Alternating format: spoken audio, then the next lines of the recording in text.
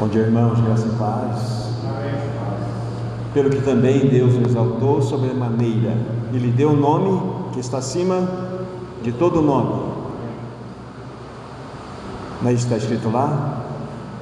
Porque deu o nome que está acima de todo nome, para que diante do nome de Jesus se dobre todos os joelhos, nos céus, na terra e debaixo da terra, e toda a língua confesse que Jesus Cristo é Senhor, para a glória de Deus Pai. Estamos reunidos debaixo desse poderoso nome, irmãos, o nome de Jesus Cristo. Hoje pela manhã, quando nós já despertamos, já tivemos diante de nós as plenas misericórdias de Deus renovadas, e temos a convicção de que nós não somos consumidos exatamente por esse pacto de amor. Então estamos aqui debaixo dessas tenras e maravilhosas misericórdias, que uma vez mais nessa manhã o Espírito Santo possa exercer seu ministério no nosso meio. Ele é mais real do que esse ar que estamos respirando aqui. Ele está passeando no meio do seu povo, e Ele deseja ganhar o nosso coração. Ele deseja revelar um pouco mais da face amada do nosso querido Senhor Jesus Cristo. Então abra o teu coração. Também quero abrir o meu coração nesse tempo. Nunca é demais repetir o que se é dito em outras ocasiões. Quando Deus reúne seu povo, é porque Ele deseja falar. Mais do que isso, Ele deseja que, ao ter falado, nós possamos receber a palavra. Mais do que isso, que essa palavra que iremos receber, que temos recebido, ela possa se constituir, como nosso irmão aqui mesmo disse, em realidade prática, que não fique armazenado apenas na nossa esfera de conhecimento, mas que desça ao nosso coração e produza aquelas realidades, de 30, 60 e a 30 por 1, aquela boa semente que vai vingar, vai produzir em nossos corações. Sejamos ajudados. Sim, amado Senhor Jesus, é debaixo do Teu poderoso nome que nós nos reunimos nessa manhã, uma vez mais, para abrir a palavra. Estamos olhando para essa epístola tão rica de 1 Pedro, e nós rogamos, como há pouco falamos, que o Espírito Santo exerça o seu ministério nessa manhã. Somente Ele pode traduzir a palavra no nosso coração, somente Ele pode lançar luz na palavra para que ela se constitua em vida em cada um de nós. Então nós dependemos dessa terceira e bendita pessoa do Espírito Santo, para que, exercendo esse ministério glorioso, nós possamos avançar um pouco mais dentro daquilo que o Senhor quer nos falar nessa manhã. Amém. Tudo isso te pedimos no Teu precioso nome, para a glória de Deus Pai. Amém. Amém. Então esse é o nosso terceiro encontro. A nossa proposta, o nosso encargo, então, é estarmos colocando nossos olhos, de modo especial, nessa primeira epístola escrita por Pedro. Já vimos algumas coisas, Pedro, quando escreve esta carta, ele está lá em Roma, como ele, representando ali de uma maneira figurada, ele estava na Babilônia, exatamente, era uma figura também de Roma. Ele está detido nesse momento também. Então ele escreve essa preciosa carta, e que nós temos visto quantas riquezas nós temos tirado aqui. Quando nós fizemos a introdução, eu disse aos meus irmãos e irmãs que, apesar de ser algo introdutório, nós teríamos muitas pérolas para realmente colher e verificar as belezas que nós temos espalhadas aí nessa carta. E vimos muitas, não vamos repeti-las aqui porque nós precisamos avançar. Mas Pedro tem nos ajudado a abrir os olhos para que nós compreendamos o que significa um povo que está no exílio. Aquelas 5 províncias da Ásia, Ponto, Galácia, Capadócia, Ásia e Bitínia, então foram os alvos dos irmãos que estavam em fuga, estavam de fato na dispersão. Eles saíram do território de Israel e foram nessa região da atual Turquia para lá encontrar, de certa forma, um pouco de proteção.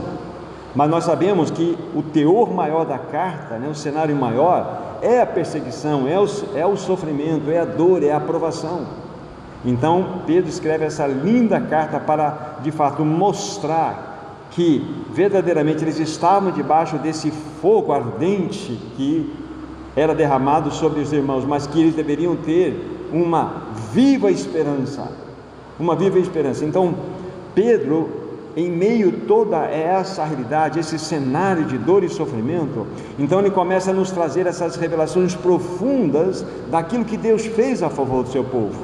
Como nós vimos ontem, nós mostramos aos irmãos, olhando especificamente o capítulo 1, a respeito dos 3 tempos da salvação. De modo muito claro, nós olhamos aí alguns tempos verbais, em que tempo foi conjugado os verbos, para nós identificarmos os tempos da salvação da qual todos nós participamos. Ele nos regenerou para uma viva esperança mediante a ressurreição de Cristo. Tempo passado. Então isso é uma obra que aconteceu, realizada pelo nosso amado Senhor Jesus Cristo.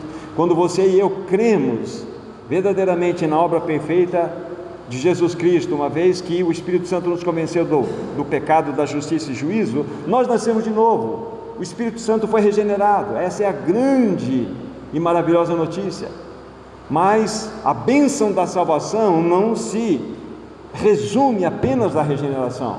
Aí nós vimos na sequência do próprio primeiro capítulo que há uma salvação preparada para se revelar no tempo futuro. Que salvação é essa? É a redenção do nosso corpo. Conforme nós temos outras passagens, em Romanos, por exemplo, fala-nos que nós esperamos sim a redenção do nosso corpo. Isso também fala de uma salvação. Uma salvação. Então nós temos uma salvação acontecida e nós temos uma salvação prometida. Acontecida é aquela que nosso espírito foi regenerado. Aquela que é prometida é que nós ganharemos um corpo glorificado igual ao corpo de Cristo Jesus. Mas nós fomos avançando um pouco mais dentro dessa revelação que Pedro trouxe àqueles irmãos e a nós, que há também um caminho para que nós tenhamos diariamente a salvação da nossa alma, mostrando então que dentro dessa configuração, a nossa alma, o que é a alma, né? Permita-me repetir algumas poucas coisas que foram ditas aos irmãos. A nossa alma é a identificação daquilo que nós somos, é a nossa pessoalidade. Cada um de nós tem uma vontade, tem uma mente e tem emoção. E essas 3 realidades é que compõem o que nós somos. Aí pensem, por favor, na história da nossa jornada em pecado. Quantas situações foram gravadas em nós, nossas emoções se tornaram desequilibradas, nossos pensamentos, eles são completamente indomáveis, a nossa vontade, ela é rígida, ela é dura, e a gente percebe, mesmo como novas criaturas, nós agimos assim, egoisticamente, de maneira soberba muitas vezes. Então é necessário que nós conheçamos o 3º tempo da nossa salvação, que é a salvação diária da nossa alma. Aí entra o quê? Aquela expressão que o Senhor Jesus Cristo disse aos seus discípulos, que eram já discípulos: olha, vocês querem me seguir? Então tem 2 cláusulas importantes aqui: a si mesmo se negue, tome a sua cruz e venha após mim.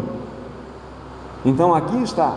E o novo nascimento, né, aquele aspecto inicial que eu falei para vocês, a regeneração tem como proposta algo maravilhoso. A Bíblia fala assim que nós agora que morremos em Cristo e ressuscitamos nele, a Bíblia vai dizer lá, não precisam abrir, 2 Coríntios 5, a partir do versículo 14 até o 17, vai nos mostrar assim, que nós não vivemos mais para nós mesmos, mas para aquele que por nós morreu e ressuscitou. Então, uma das grandes e maravilhosas revelações que nós temos dificuldade em assimilar é que quando você e eu nascemos de novo, nós não nos pertencemos mais. Nós devemos viver pela vida do outro, com O maiúsculo aqui, que é a vida de Cristo Jesus. Não mais eu, mas Cristo vive em mim. Se nós formos olhar para a vida do Senhor Jesus Cristo, é maravilhosa. Porque o Senhor Jesus Cristo, na realidade, quando Ele aqui andou em terra, Ele levou a sua cruz também. E Ele foi para aquela cruz maravilhosa, onde objetivamente Ele morreu por nós. Como que eu posso dizer que Ele levou a sua cruz enquanto Ele viveu entre os homens? Porque eu desci do céu não para fazer a minha vontade, mas a vontade daquele que me enviou. Há uma comida que eu desejo comer, e esta é fazer a vontade do meu Pai. Ou seja, tinha algum problema com a vontade do Senhor Jesus? Lógico que não, mas Ele, de maneira voluntária, de maneira maravilhosa, Ele simplesmente submetia-se à vontade do seu Pai. Então, quando o Senhor Jesus Cristo, Ele viveu aqui na terra, ele viveu segundo a vontade do seu Pai, segundo o pensamento do seu Pai, segundo as emoções do seu Pai. Assim como eu ouço, assim eu julgo. Assim eu tomo a minha decisão, segundo a decisão do meu Pai. Isso é o caminho da cruz. Então, vocês percebem que nós que nascemos de novo, devemos entender que devemos tomar esse caminho. O mesmo caminho que o Senhor Jesus tomou, só que nós temos o agravante mal do pecado. O Senhor Jesus não tinha. Jesus tinha duas naturezas, era uma pessoa com duas naturezas. Essas duas naturezas de Jesus, a verdadeiramente humana e a verdadeiramente divina, elas se entrelaçavam numa dança maravilhosa, de amor e de afeto, de concordância. Não havia conflito entre as duas naturezas de Cristo. Mas em nós, que há duas naturezas também, há um conflito, não é verdade? Então nós precisamos entender o que significa negar a nós mesmos, tomar a cruz e ir após Jesus. E tudo isso Pedro está dizendo para aqueles irmãos que estavam debaixo de um fogo de provação. Olha aqui a bênção que vocês têm uma herança inacessível reservada para vocês nos céus. É a respeito dessa salvação que os profetas indagaram, inquiriram lá no passado. É a respeito dessa salvação grandiosa que os anjos anelam perscrutar. Tudo isso Pedro fala aqui no primeiro capítulo, como vimos ontem. Então veja a beleza. Então Pedro, ele mostra um cenário de fato de dificuldade, ele reconhece que aqueles irmãos estavam debaixo de dura perseguição, dura provação, mas fala assim, olha aqui a promessa. É tudo isso que nós vimos no capítulo 1. Essa é a beleza. Então Pedro está encorajando aqueles irmãos a olhar para a grandiosa experiência dessa salvação que se manifestou no tempo passado, manifestará no tempo futuro e tem se manifestado no tempo presente, que é a salvação da nossa alma. Então Pedro está dando esta palavra àqueles irmãos. Olha, ele está dizendo em outras palavras, vocês pertencem a uma pátria celestial. O lugar de vocês não é aqui. Vocês têm uma direção certa, um caminho certo, que é a pátria celestial. Vocês têm uma viva esperança. Uma viva esperança. Não é só uma esperança, é uma viva esperança. Aí Pedro, na sequência, vai mostrar aqueles irmãos, olha, e diante dessa situação, dessa tão gloriosa manifestação de expressão salvífica que vocês participaram, vocês devem viver, vimos do versículo 13 ao versículo 21, vocês devem viver uma vida santa, sede santos porque eu sou santo. Não é isso que nós vimos? E na sequência Pedro, para reforçar, fala assim, olha, mas deixa eu lembrar vocês, saibam de uma coisa, que vocês não foram resgatados mediante coisas corruptíveis como a prata ou ouro, mas vocês foram resgatados pelo precioso sangue de Cristo Jesus. Então Pedro, ele fala, olha aqui, sejam santos porque eu sou santo. Sabe por quê? Olha de onde vocês foram tirados aqui. E essa palavra resgatados que aparece aqui é uma palavra muito interessante, é lutro, que tem a raiz da palavra lutron, que significa moeda de prata. E exatamente aqui o Senhor Jesus, ele foi vendido por 30 moedas de prata, e o nosso preço, o preço que foi pago por nós, foi exatamente o derramar do sangue de Cristo Jesus naquela cruz. Então é algo assim que a gente pode associar e pegar mais verdade aqui dentro desse contexto. Mas na sequência, do versículo 22 ao 25, que nós consideramos ontem também, então depois dele falar novamente, olha, saibam disso, olha como vocês foram resgatados, olha, então vocês precisam purificar a vossa alma pela obediência à verdade. Vocês observem aí essa realidade da importância de uma vida de amor fraternal, não fingido. Amem de coração, de modo ardente um ao outro.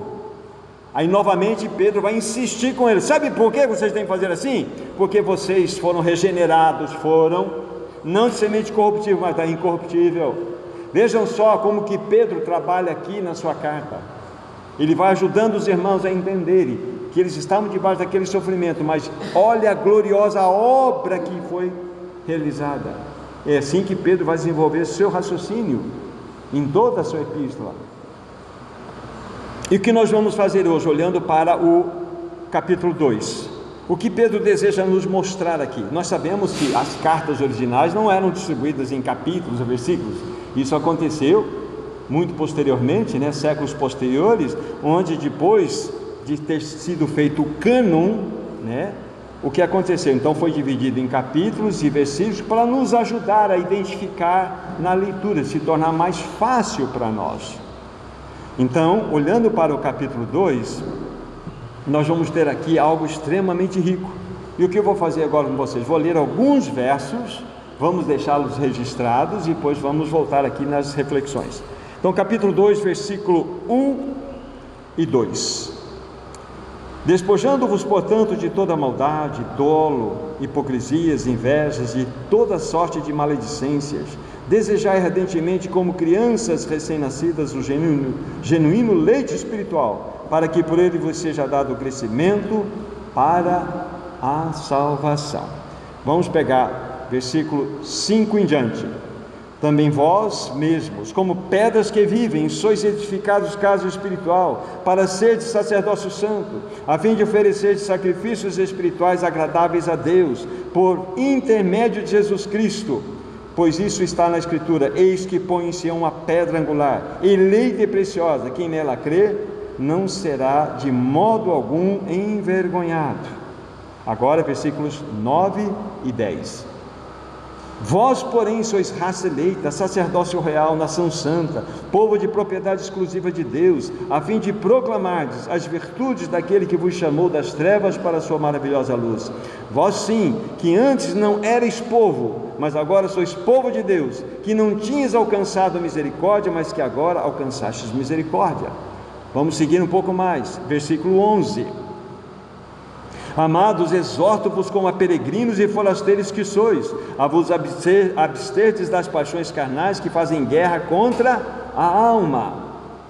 Versículo 13. Sujeitai-vos a toda instituição humana por causa do Senhor, quer seja ao rei, quer seja ao soberano, quer as autoridades como enviadas por ele, tanto para castigo dos malfeitores como para o louvor daqueles que praticam o bem. E versículo 18: servos, sede submissos com todo temor ao Senhor, não somente ao que for bom e cordato, mas também ao perverso. Versículo 21 e 22: porquanto para isso mesmo fostes chamados, pois também Cristo sofreu em vosso lugar, deixando-vos exemplo para seguirdes os seus passos, o qual não cometeu pecado, nem dolo algum achou-se em sua boca. Até aqui, vamos deixar esses registrados, depois a gente vai recuperar algumas dessas leituras aqui. Então nós temos diante de nós esse capítulo tão lindo. O que exatamente, em linhas gerais, o que Pedro quer nos transmitir aqui para nós, como desejava transmitir para aqueles irmãos? Ele quer mostrar que os cristãos estão numa viagem por este mundo. O povo de Deus, a igreja, ela está num processo de viagem nesse mundo em direção à sua pátria celestial. Por isso que essa expressão peregrinos e forasteiros aparecem aqui quase que em destaque. O que é um peregrino? O peregrino é alguém que está de passagem em um determinado lugar, mas ele não pertence àquele lugar. Ele está passando por aquele lugar. Isso mostra que nós não temos uma identidade com o mundo no qual nós estamos, como que aqueles irmãos deveriam saber, que eles estavam ainda aqui na dispersão, eles não pertenciam a este mundo, eles eram peregrinos. E a Bíblia fala também, eles eram forasteiros. O que é um forasteiro? Quando você identifica uma pessoa que é estrangeira, ela começa a falar. O forasteiro não é daquele lugar, mas ele carrega sobre si um sotaque diferente. O forasteiro é aquele que, quando você começa a conversar com ele, você logo identifica: você não é daqui, você é de um outro lugar. Então nós somos aqueles que devem ter um espírito peregrino, não somos desse lugar, estamos de passagem, e enquanto estamos aqui, somos como que forasteiros. O nosso sotaque deve ser um sotaque celestial. As pessoas precisam ver em nós que nós somos peregrinos e forasteiros. Essa é a ideia então geral que Pedro vai desenvolver em todo esse capítulo, vamos colocar dessa forma. E isso deve estar cravado em nossos corações. Aí nós vamos olhar aí com particularidade alguns versos que irão nos ajudar a compreender. E a gente vai perceber como que Pedro ele faz as conexões. Por isso que logo na introdução da carta, e aquele que falei ontem também, é muito importante nós lermos 10, 20, 30, 40 e vamos lendo. Porque quando você vai lendo N vezes a carta, lógico, você vai gravando ela, não só na sua mente, mas ela vai descendo como que, sabe, decantando no seu coração todas aquelas verdades. E a carta começa a conversar com você, e o Espírito começa a ter ferramentas para mostrar a você como que se movimentou aqui a mente do Espírito através de Pedro. E a gente vai ver essa beleza aqui. Por que Pedro escreveu dessa forma? Por que ele insistiu nesse assunto? Conforme está falando no capítulo 1. Então ele mostra de maneira linda, né, todo esse aspecto, né, da salvação em 3 tempos. Ele mostra que esse tipo de verdade, esse tipo de salvação era anelada para que fosse conhecida entre os profetas do passado. Os anjos, eles têm um desejo forte no coração de saber o que está acontecendo. Aí Pedro vai desenvolvendo seu raciocínio. Ele lança uma verdade, depois ele lança um desafio. Ele lança algo que foi feito por nós, depois ele mostra a necessidade de como devemos agir. Agora, olhemos para o versículo 1 do capítulo 2. Vamos pensar um pouco aqui. Despojando-vos, portanto, de toda maldade, dolo, hipocrisias, invejas e de toda sorte de maledicências. Parem aqui. Pense, por favor. Conecte esse versículo 1 com os últimos versículos anteriores, que nós já vimos. Fostes regenerados, não de semente corruptível, mas da incorruptível, mediante a palavra de Deus. Então Pedro traz uma revelação gloriosa pelo modo nós fomos regenerados de uma semente incorruptível, e logo em seguida fala assim: olha, vocês precisam despojar, portanto, de tudo isso aí. Olha a conexão que Pedro faz. E há uma palavra muito importante aqui, que é a palavra portanto, ou por esta causa, por este motivo, olha, por isso. Então, quando você encontra essa palavra, ou portanto, por isso, ou por essa causa, você tem que entender o que ele falou lá atrás. Por esta causa, portanto, eu estou dizendo isso aqui, o que eu disse ali. Então, vocês precisam despojar, e o Espírito Santo escolhe as palavras de maneira impressionante. Por que ele escolheu essa palavra despojar? Biblicamente, essa palavra despojar, ela só pode ser utilizada a partir do morto. Há um conflito entre 2 exércitos. O exército perdedor, então, tem ali no campo muitos mortos. O exército vencedor vai lá buscar os despojos. São os instrumentos, as espadas, os escudos e tudo aquilo que for pego de um soldado morto chama-se despojo. Porque se você pegar algo de alguém que está vivo, você está furtando. Biblicamente o raciocínio é este. O raciocínio é este. Quer ver um texto que vocês vão logo já se familiarizar, se vocês quiserem abrir, mas lá em Efésios, no capítulo 4, no versículo 22, diz assim: no sentido, quanto ao trato passado, vos despojeis do velho homem. Despojeis do velho homem que se corrompe segundo a concupiscência do engano. Despojeis do velho homem. Então, todas as vezes eu li capítulo 4 de Efésios, versículo 22, só para associar essa mesma palavra aqui, tá? Então nós precisamos despojar, portanto, de toda maldade, dolo, hipocrisias, invejas, de toda sorte de maledicências. Entenda, esse texto está sendo escrito para filhos de Deus. Filhos de Deus. E isso está no âmbito da nossa alma, que precisa ser, então, ser tratada, ser santificada, ser purificada. Por isso que o próprio Pedro vai dizer o seguinte, tendo purificado a vossa alma pela obediência à verdade, nós já falamos sobre isso. Então vejam só que conexão impressionante aqui, despojando-vos, portanto, de toda maldade e dolo. Então, porque vocês foram regenerados de semente incorruptível, então agora vocês podem despojar, vocês podem colocar para fora. Está lá o morto morreu, deixou um guarda-roupa cheio de roupa, tem sapato, tem roupa, tem camisa, tem terno, está lá a roupa do velho homem. Vai fazer o que com lá? Vamos despojar, vamos colocar para fora. Vamos colocar para fora. Então Pedro está chamando a atenção daqueles irmãos nesse sentido. E essa roupagem interna da nossa alma aqui é uma roupagem que de fato entristece o coração do Senhor. Maldade, dolo. Dolo é alguma coisa que realmente você faz intencionalmente. Olha que pecado sério, né? Essa maldade intrínseca, a realidade de hipocrisia, de inveja e toda sorte de maledicência. Se nós formos pegar essas palavras no seu sentido contrário, olhando positivamente a elas, nós encontraríamos em lugar de maldade, a bondade, em lugar do dolo, a boa fé, em lugar da hipocrisia, sermos verdadeiros, não mascarados, em lugar da inveja, a generosidade, em lugar da maledicência, o falar bem. É isso exatamente que o processo do caminho da cruz promove em nós. Mas nós precisamos aprofundar um pouco mais nesse assunto aqui. Vamos para o livro de Romanos capítulo 6, por favor. Romanos capítulo 6. Esse texto é bom nós olharmos mais próximo, mais perto, para entendermos algumas coisas.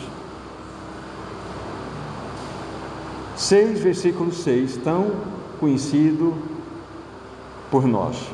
Romanos 6,6 diz assim: sabendo isto, que foi crucificado com ele o nosso velho homem, para que o corpo do pecado seja destruído e não sirvamos o pecado como escravos. Extremamente importante para nós aqui, sabendo isto. Então é algo que nós precisamos compreender,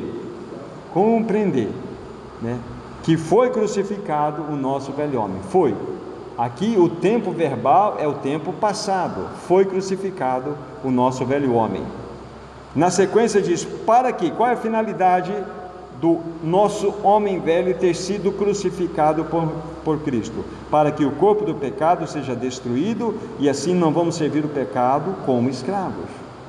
Só que essa palavra destruído, ela não está bem traduzida. O melhor aqui é desempregado ou colocado no estado de inoperância.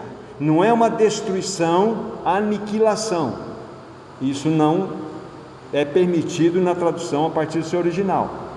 Então a finalidade do nosso velho homem ter sido crucificado em Cristo, morto em Cristo, é para que o corpo do pecado ele fique desempregado. Agora, o que é o corpo do pecado?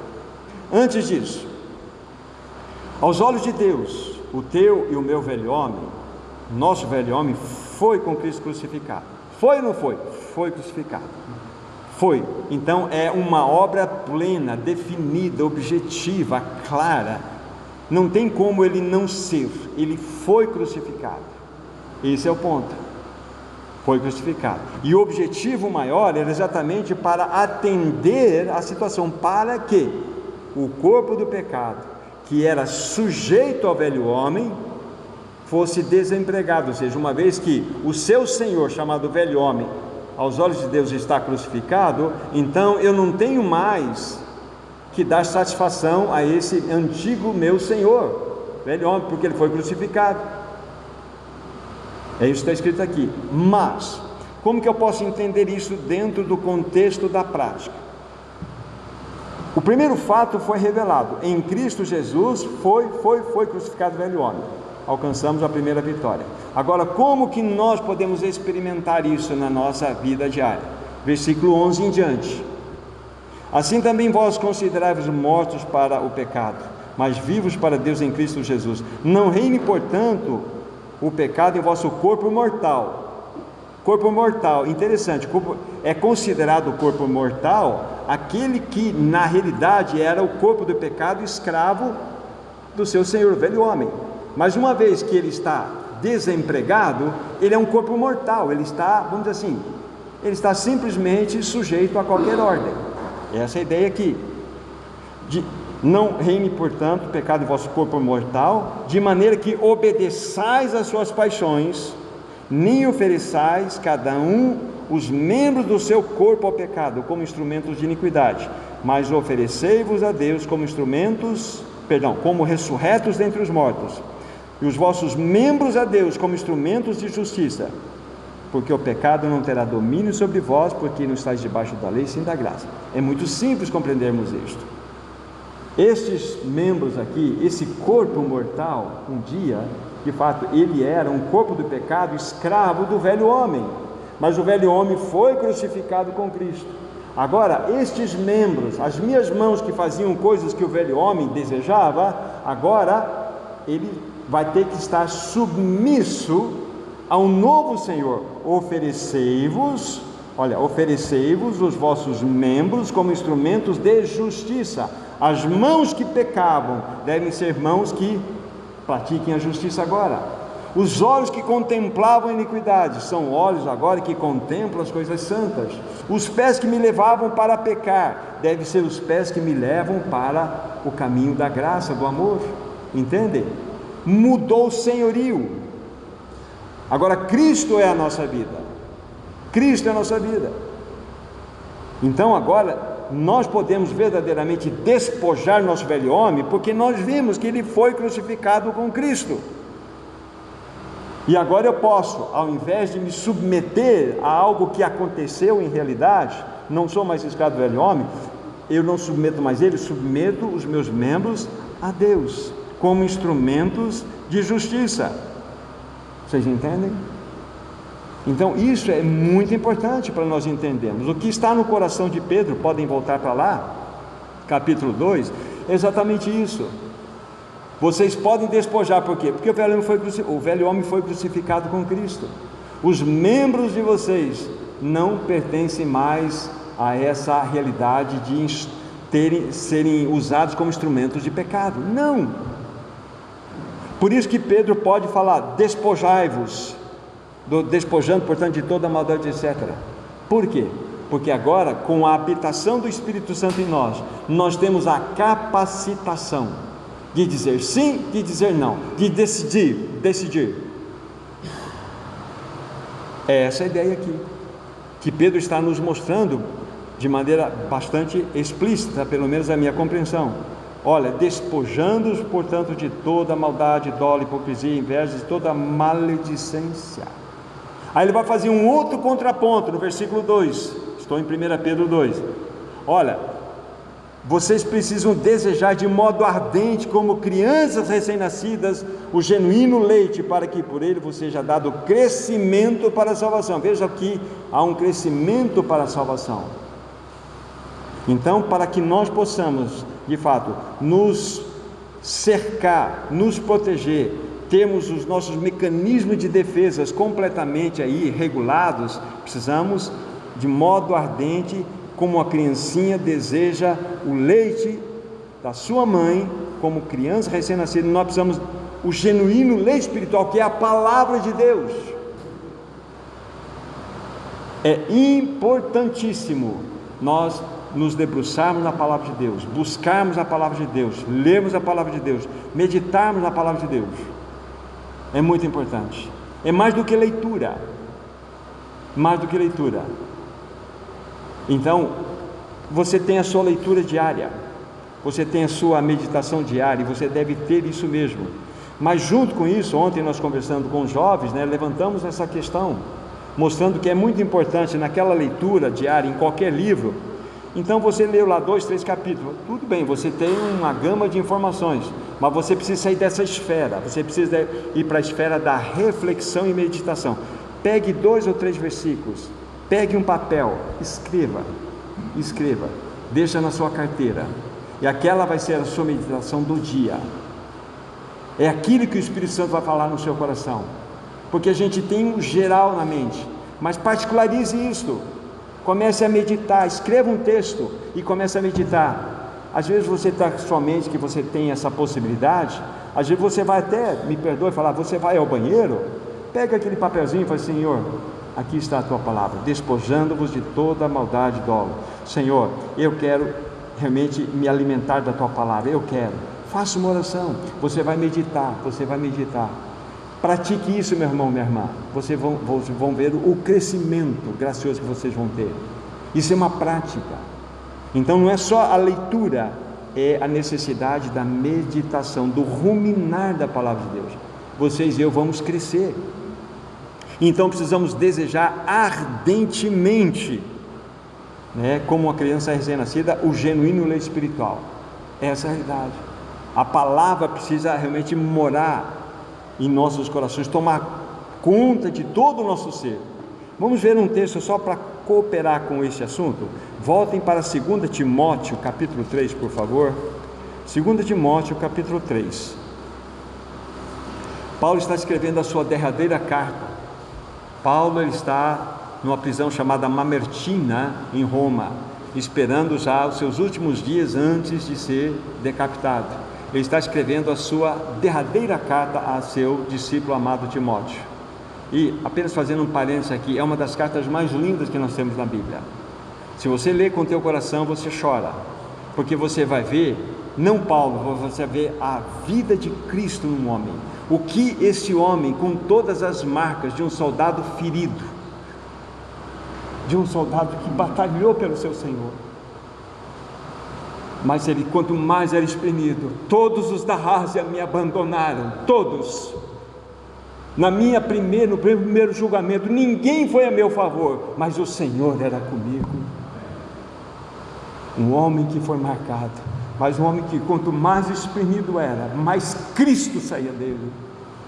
Então ele tem essa palavra para nós aqui. Ele está escrevendo ao seu discípulo amado, chamado Timóteo, capítulo 3, do verso 14 em diante. Tu, porém, permanece naquilo que aprendeste e de que foste inteirado, sabendo de quem o aprendeste, e que desde a infância sabes as sagradas letras, que podem tornar-te sábio para a salvação pela fé em Cristo Jesus. Toda a Escritura é inspirada por Deus e útil para o ensino, para a repreensão, para a correção, para a educação, para a justiça, a fim de que o homem de Deus seja perfeito e perfeitamente habilitado para toda a boa obra. Aqui está o remédio, aqui está o remédio, a Escritura Sagrada. Quanto tempo você e eu temos dedicado diante do Senhor, aos pés dele, mediante a Escritura, para que ela realmente tome conta do nosso coração. É nela que nós encontramos todo o caminho de ensino, de repreensão, de correção, de educação, é nela. Então debruce diante da palavra do Senhor e pegue aqueles textos particulares e reflita sobre esses textos, e você e eu iremos crescer. O Senhor deseja que nós tenhamos de fato esse avanço. Então, voltando lá para Pedro, capítulo 2, versículo 2, devemos desejar de modo ardente exatamente o alimento espiritual, para que sejamos fortalecidos. Nós temos um grande privilégio, queridos irmãos, um grande privilégio. O Senhor quer que verdadeiramente a vida dele seja manifesta em nós. Veja o raciocínio de Pedro. Então, depois de ele ter dado esse encorajamento, eu li o versículo 2, o versículo 3 diz assim: se é que já tens experiência de que o Senhor é bondoso. A partir do versículo 4, é impressionante, até o versículo 8, nós temos um outro processo de revelação de Pedro. Pedro vai tocar numa das coisas mais lindas que nós temos nas Escrituras Sagradas, ao mesmo tempo que é algo extremamente lindo, riquíssimo, vamos dizer assim, uma das verdades mais mal compreendidas no meio do povo de Deus desde os primeiros séculos. Nós vamos ver o que é, a partir do versículo 4. Chegando-vos a ele, pedra que vive, rejeitada assim pelos homens, mas para com Deus eleita e preciosa, também vós mesmos, como pedras que vivem, sois edificados casa espiritual, para ser sacerdócio santo, a fim de oferecer sacrifícios espirituais agradáveis a Deus, por intermédio de Jesus Cristo. pois isso está na Escritura: eis que põe em Sião uma pedra angular, eleita e preciosa, e quem nela crê não será de modo algum envergonhado. Para vós outros, portanto, os que credes é preciosidade, mas para os descrentes, a pedra que os construtores rejeitaram, essa veio ser a principal pedra angular, e pedra de tropeço e rocha de ofensa. São estes os que tropeçam na palavra, sendo desobedientes para o que também foram postos. Então nós temos aqui uma das mais preciosas e elevadas revelações das Escrituras Sagradas. É verdade que o apóstolo Paulo, ele trabalha numa esfera mais ampla do que o apóstolo Pedro, mas Pedro aqui, dentro desse mesmo Espírito, vai nos mostrar algo lindo, é a respeito da igreja, é a respeito dessa casa espiritual. O que é essa casa espiritual? Queridos irmãos, como nós, como povo de Deus, compreendemos de maneira errônea e temos trazido isto ao longo dos séculos. Nós nascemos com uma compreensão completamente equivocada a respeito da igreja. Antes de falar um pouco sobre esse assunto, aí você pode perguntar: o que significa ser edificado casa espiritual, para sermos sacerdócio santo, etc, etc. Essa casa espiritual, o que é esta casa espiritual? Vamos pegar alguns textos para vocês entenderem o que eu quero falar. O primeiro deles, volte um pouquinho para Hebreus capítulo 3, Hebreus capítulo 3, apenas um único versículo, versículo 6. Nos versos precedentes vai estar falando a respeito de Moisés, que tinha sido colocado sobre a casa, significando lá o tabernáculo, etc. Mas no versículo 6, Cristo, porém, como filho, sobre sua casa, a qual casa somos nós. Não precisamos nem ler o resto. Porém, Cristo, como Filho de Deus, sobre a sua casa. Cristo está sobre a sua casa, a qual casa somos nós. Nós somos a casa espiritual de Deus. Essa edificação de casa espiritual a qual Pedro se refere, nós, como pedras que vivem e unidas à pedra que vive, nos constituímos ou somos constituídos uma casa, um edifício espiritual. Está claro para nós? Vamos para 1 Timóteo capítulo 3, um único versículo também, que é o versículo 15.